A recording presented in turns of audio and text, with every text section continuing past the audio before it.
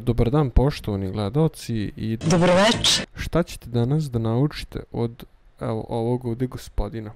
Pa naučit ćete kako izgleda zapravo ovaj streaming setup, to jest kako on funkcioniše. Nećete vidjeti ovaj nered na stolu, nego ćete da vidite kako funkcioniše ceo kompleks za streamovanje i vidjet ćete kako izgleda oprema za streamovanje i kako se ona koristi zapravo. I naučit ćete nešto o računaru ako vas baš jako interesuje, ali inače imate u opisu već videa godinu dana unazad, ali nema veze. Ko ne voli da čita, vidjet će u videu.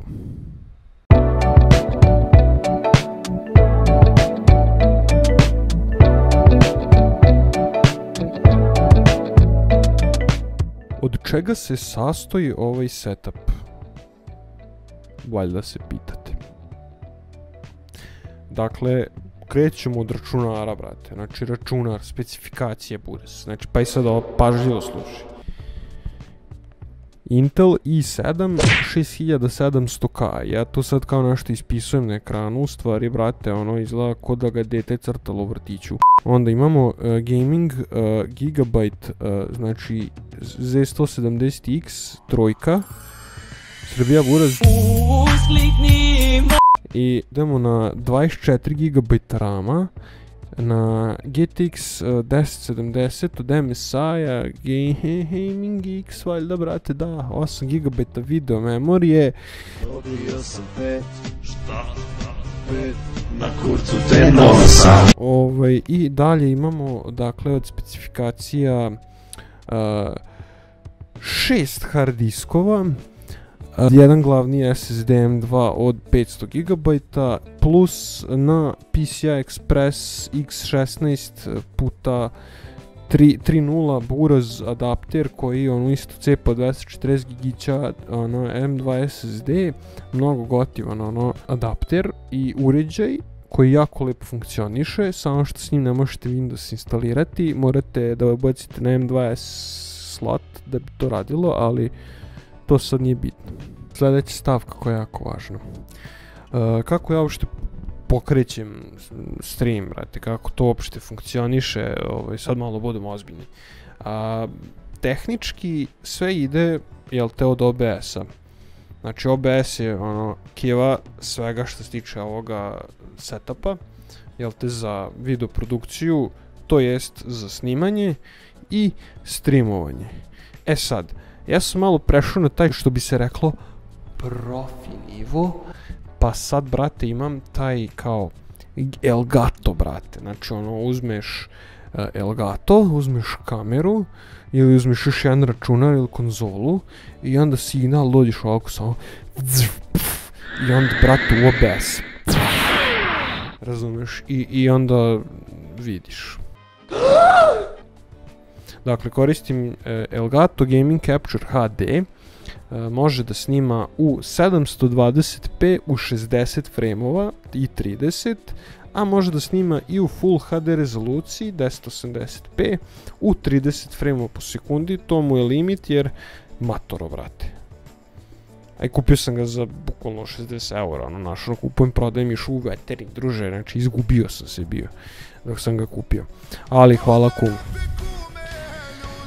Kamera preko koje me gledate, za koju ću raditi recenziju u nekoj bliskoj budućnosti, je Sony RX10, kamera onako mnogo fina, 20 megapiksela ako se ne varam, bridge kamera u pitanju, snima u Full HD 60 fps na HAVC XAVC kodeku, može do 60 fps u Full HD-u, u 50 megabita po sekundi, mnogo dobra kamera, zato je ovako slika čista, zato što ima opciju da HDMI signal, znači, obriše sve one layoute, brate, sve one gluposti što inače možete da vidite na kameri.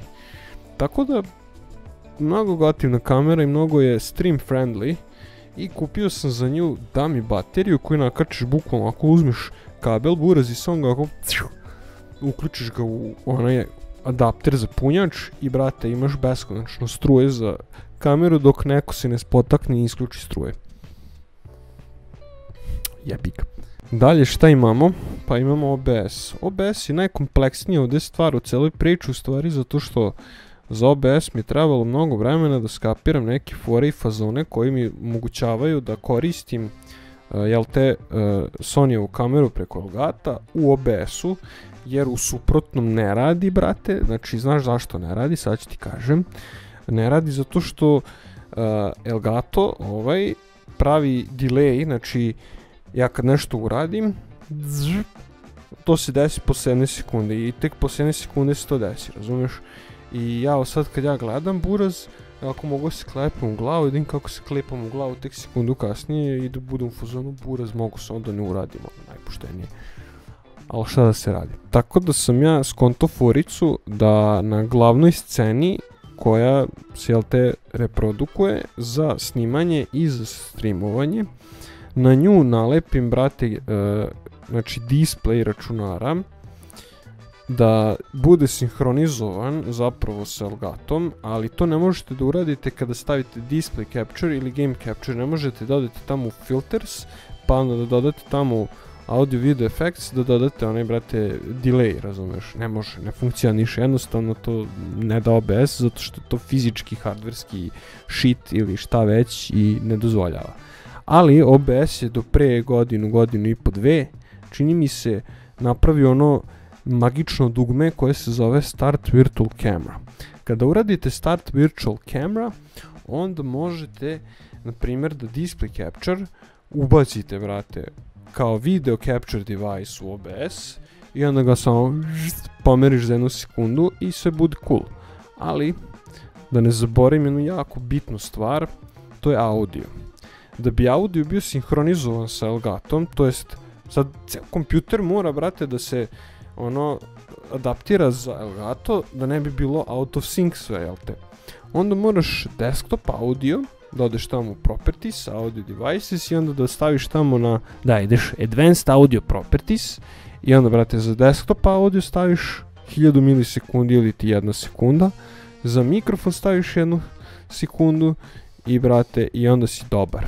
Onda si dobar kod tanjir supe u nedeljom poslepodne. I možeš da uživaš lepo u snimanju, u streamovanju i ostalim stvarima. Ova pozadina ovdje je u stvari plava, čisto da vam evo pokažem. Znači samo čisto eto da vam pokažem, evo vidite, znači zid je plav je kao nebo. I ja onda, brate, dođem i dodam i effects filters, brate, chroma key, malo ga naravno tamo, razumeš, malo da to bude kako treba. Naravno morate imati svetla, jer bez svetla nećete vidjeti ništa.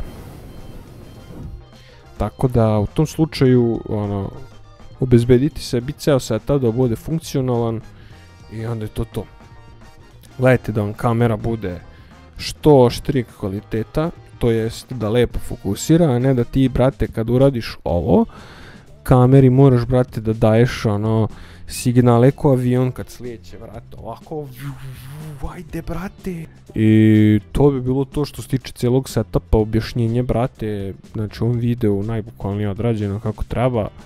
Objasnio sam, malo se sprdam ovako sa novosadskim foricama, kao razumeš, to je čisto onako malo zabava, dok objašnjavam zapravo ozbiljne stvari vezano za ovo, zato što realno, brate, treba ovo skontati, nije to tako ni jednostavno.